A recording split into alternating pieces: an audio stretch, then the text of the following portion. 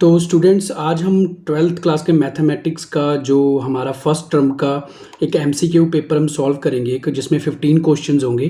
तो ये नवंबर मंथ का है, तो आपके टर्म 1 में एग्ज़ाम्स होने हैं, तो उसकी तैयारी के लिए हम आज एमसीक्यूज़ लेकर आए हैं। तो देखिए हमारा फर्स्ट एमसीक्यू है, if a square matrix A has two identical rows और column then determinant of A is. हमारे पास ऑप्शन है 0, 1, -1 या नन ऑफ दीज। तो हमको दिया गया एक स्क्वायर मैट्रिक्स, हम एक स्क्वायर मैट्रिक्स की एग्जांपल ले लेते हैं। एक स्क्वायर मैट्रिक्स हम ले लेते हैं, मान लेते हमारे पास कोई 3/3 का एक स्क्वायर मैट्रिक्स है और जो उसकी हम एक रो ले लेते हैं 1 4 7 2 5 9 एंड 1 4 7। तो आप देख सकते हो इसमें R1 एंड R3 आइडेंटिकल है, मतलब सेम है। तो अगर कोई ऐसा हो कि एक ऐसा मैट्रिक्स हमारे पास जिसकी 2 रोज या 2 कॉलम आइडेंटिकल हो, तो उसका डिटर्मिनेंट ऑलवेज 0 होता है और हमारी जो ऑप्शन नंबर ए है वो इसका राइट आंसर है। इसके बाद हम सेकंड क्वेश्चन देख लेते हैं। सेकंड क्वेश्चन हमको दिया है cosecant inverse x plus secant inverse 1/x plus secant inverse x plus cosecant inverse 1/x is equal to π/2। First option है 3π/2, पाई एंड 0।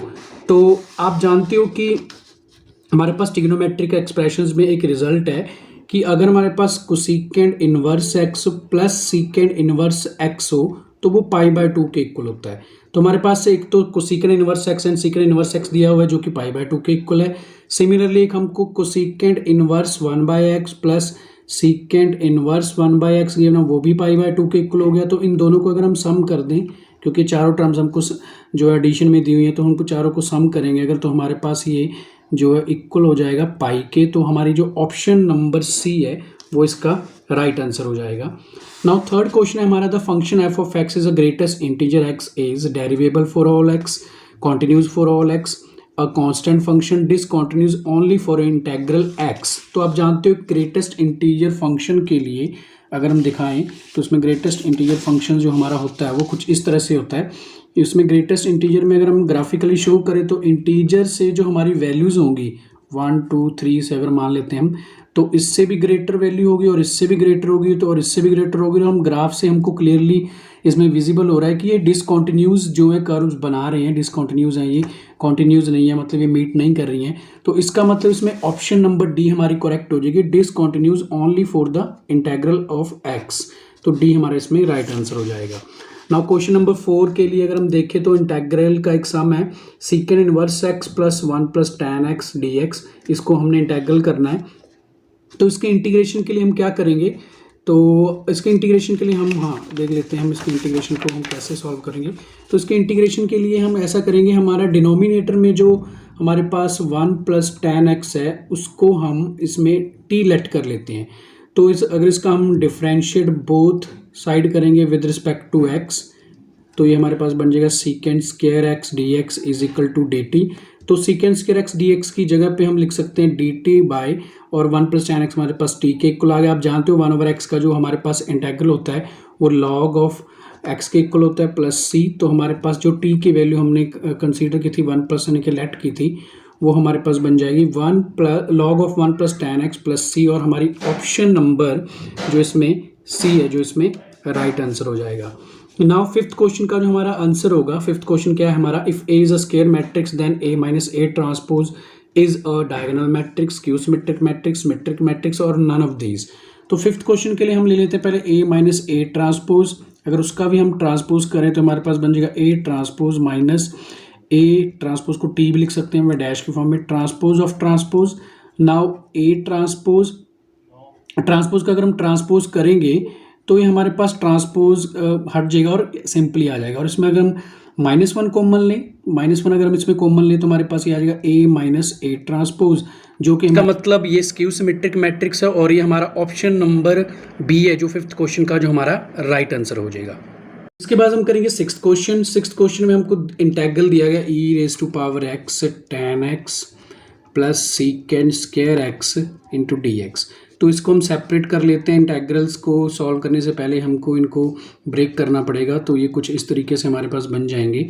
तो हम जानते हैं कि इसमें जब हम आइलेट के अकॉर्डिंग इसको सॉल्व करते हैं तो जो एक्सपोनेंशियल फंक्शन है वो लास्ट में आता है, बट इसमें हमने ट्रिग्नोमेट्री के साथ होने की वजह से इसको हम फर्स्ट फंक्शन लेट करेंगे, इसको सेकंड, और इसको हम एज इट इज़ ही रखेंगे।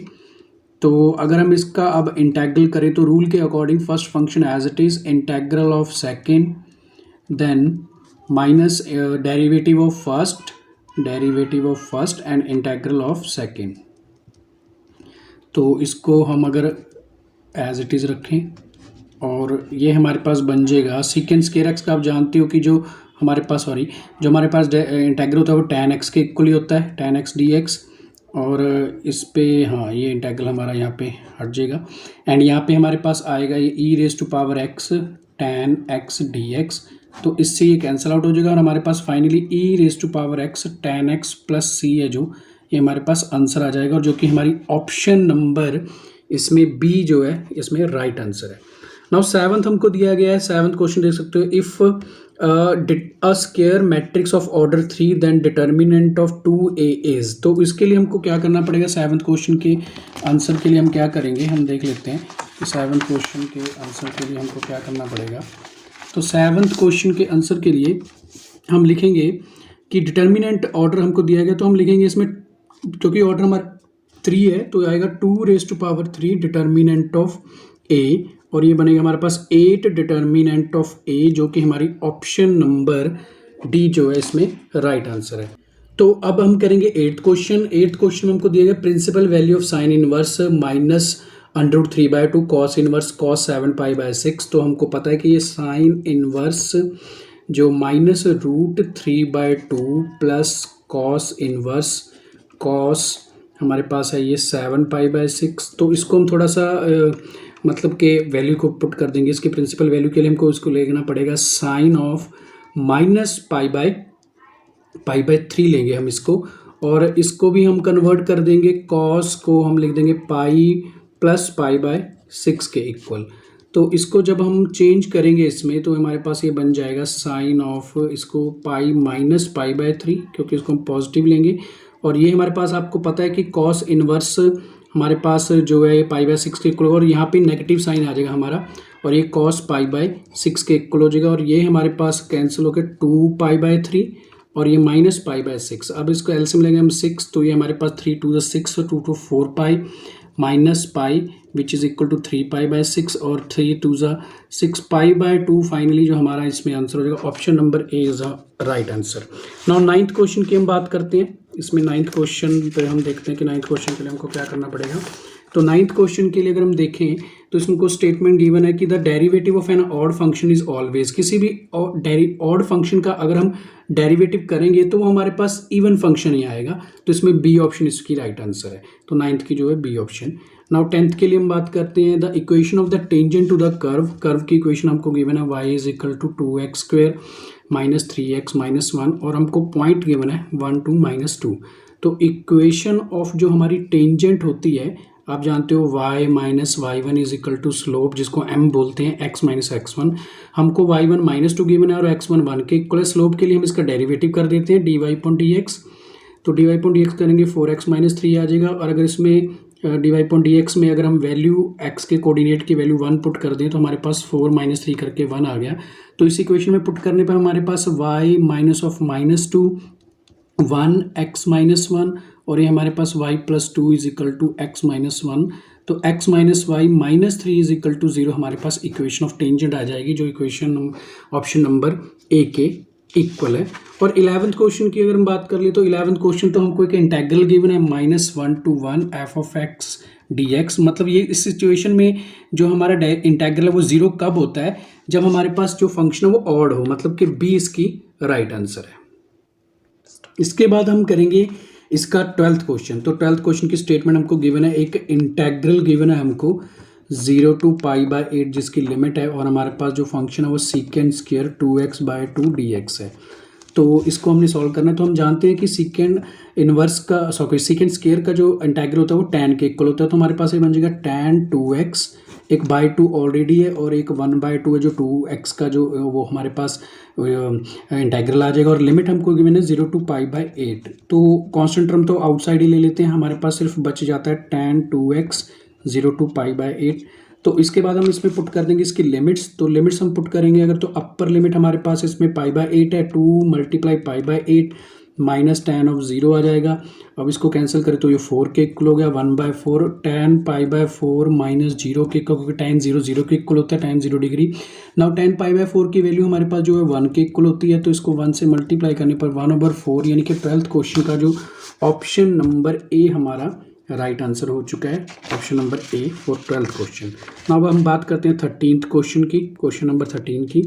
क्वेश्चन नंबर 13 में हमको क्या दिया हुआ है? क्वेश्चन नंबर 13 की अगर हम बात करें तो क्वेश्चन नंबर 13 में हमको डेरिवेटिव करना है log of √1 minus cos x divided by 1 plus cos x. इसका हमको डेरिवेटिव करना है। तो हम क्या करेंगे, इसके डेरिवेटिव से पहले हम थोड़ा इसको सॉल्व कर लेते हैं। इसकी वैल्यूज़ हमको पता है कि 1 minus cos x 2 sine square x/2 के इक्वल होता है, जबकि 1 plus cos 2 cos square x/2 के इक्वल होता है। इसमें 2 से 2 कैंसिल हो गया, साइन ओवर कॉस हमारे पास tan के इक्वल हो जाएगा, तो रूट से रूट हटने के कारण सिर्फ हमारे पास log tan x/2 रह जाएगा, जिसका हमको डेरिवेटिव करना है। अब इसका हम डेरिवेटिव करें तो log x का डेरिवेटिव 1/x होता है, जो कि tan x/2 बन चुका है, और tan का होता है हमारे पास secant स्क्वायर x/2, और सिंपली जो x/2 का होगा 1/2 होगा। अब इसको रीअरेंज कर दे तो tan x/2 बन जाएगा cos x/2 and divide by sin x/2। Now अगर सीकेंट स्क्वायर को लिखे तो ये 1/cos स्क्वायर x/2, जो कि सीकेंट स्क्वायर क्योंकि cos का जो है रेसिप्रोकल होता है, तो इसमें cos से हमारे पास cos कैंसिल हो जाएगा। तो हम देखें तो इसको ये 1 हमारे पास बन गया है 2 sin x/2 cos x/2, जो कि एक हमारे पास फॉर्मूला बनता है sin 2 थीटा का, तो 1/sin 2 थीटा, यानी कि 2x/2, 2 से 2 कैंसिल होने के कारण ये 1/sin x बन चुका है, जो कि इक्वल होता है कोसेकेंट x के, और ये कोसेकेंट x हमारा ऑप्शन नंबर बी में जो राइट आंसर हो जाएगा। अब इसके बाद हम देखते हैं, हाँ इसके बाद हमारा जो क्वेश्चन नंबर 14 है, उसका आंसर क्या होगा। 14th क्वेश्चन हमारे पास है, इफ़ अ सिंगुलर मैट्रिक्स, कोई हमारे पास सिंगुलर मैट्रिक्स, आप जानते हो सिंगुलर मैट्रिक्स वो होता है जिसका डिटर्मिनेंट 0 के इक्वल हो, तो उसका एडजॉइंट ऑफ ए क्या होगा। उसका एडजॉइंट ऑफ ए भी उसका जो है वो सिंगुलर ही होगा, यानी कि उसके लिए भी हम सिंगुलर ही यूज़ करेंगे। तो 14 क्वेश्चन का आंसर जो है हमारा A option is the right answer हमारा हो गया है। नाउ 15th क्वेश्चन की हम बात कर लेते हैं। अब 15th क्वेश्चन हमारा किस तरह से है, 15 क्वेश्चन को ध्यान से देखते हैं। 15 क्वेश्चन में हमको दिया गया है कि if a system of equation, हमको इक्वेशन गिवन है x plus K y plus 3z is equal to 0, 3x plus K y minus 2z is equal to 0 and 2x plus 3y minus 4z is equal to 0। ये हमको एक मतलब कि 3 linear equations दी हैं, जो कि जिसके नॉन ट्राइवल सोल्यूशन है। तो हमको k की पॉसिबल वैल्यू को फाइंड आउट करना है, k की पॉसिबल वैल्यू को फाइंड आउट करना है, जिसमें ऑप्शन 33 2/33 33/2 और नन ऑफ दीज दिया हुआ है। तो इस तरह के हमको सॉल्व करने के लिए हमको सिंपली इनका डिटर्मिनेंट को 0 करना होता है। तो 1 3 2 k 3 -2 -4, क्योंकि नॉन ट्राइवल सोल्यूशन के लिए डिटर्मिनेंट 0 के इक्वल होगा। तो इसको हम एक्सपैंड कर दें, अगर आप जानते हो -4k और +6 हो जाएगा, और यहाँ पे -k इसको एक्सपैंड करें अगर हम, तो ये -12 और हमारा +4 देन +3, ये हमारे पास हो जाएगा 9 -2k इज इक्वल टू 0।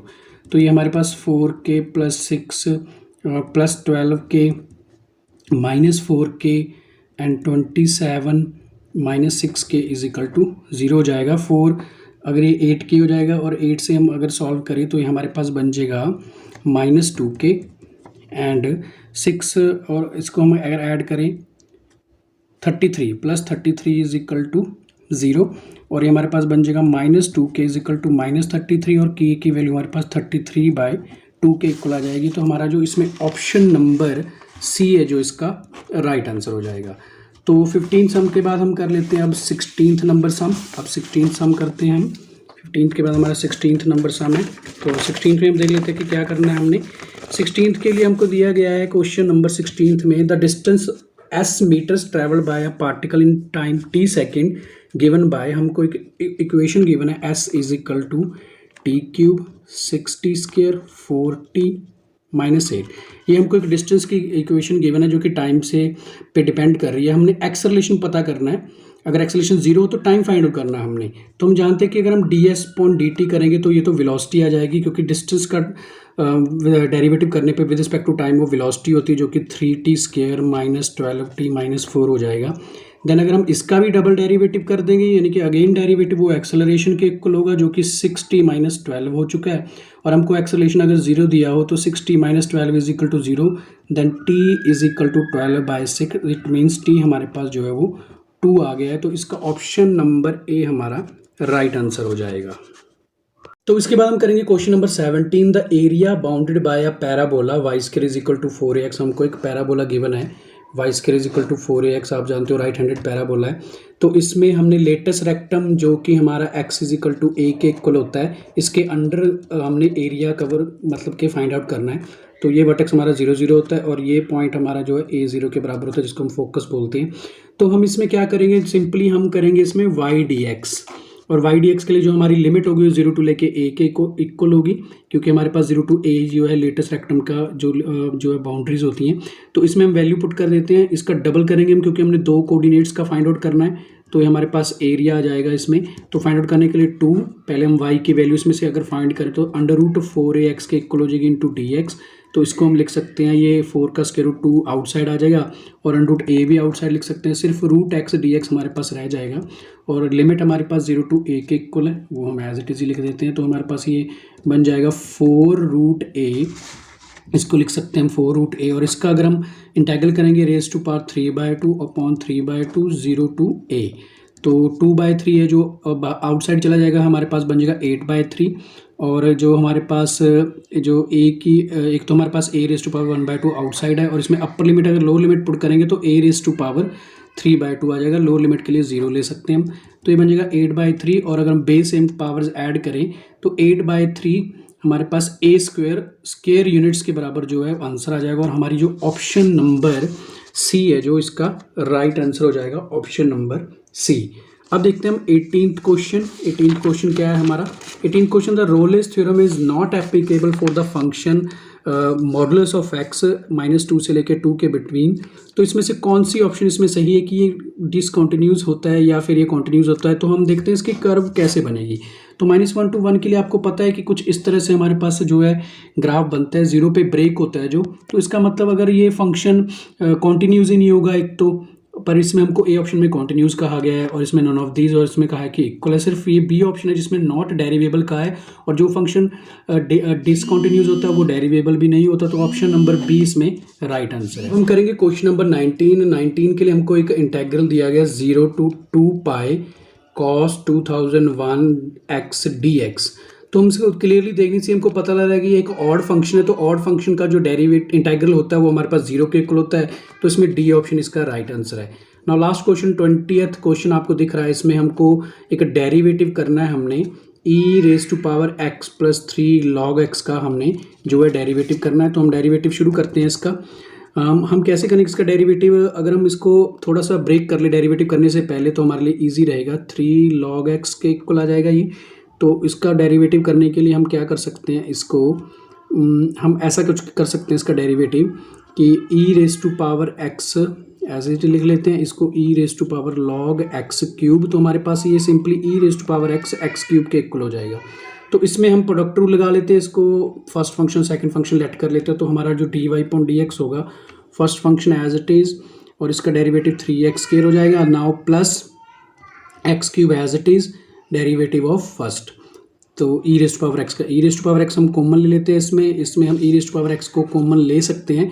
और इसके अलावा इसमें हम अगर x e⁻x को कॉमन लेने के अलावा अगर इसमें x² भी कॉमन ले ले तो हमारे पास x + 3 है जो वो इक्वल आ जाएगा। और जो ऑप्शन नंबर ए है इसमें हमारा राइट आंसर हो जाएगा। 20th का आंसर ऑप्शन नंबर ए है हमारा।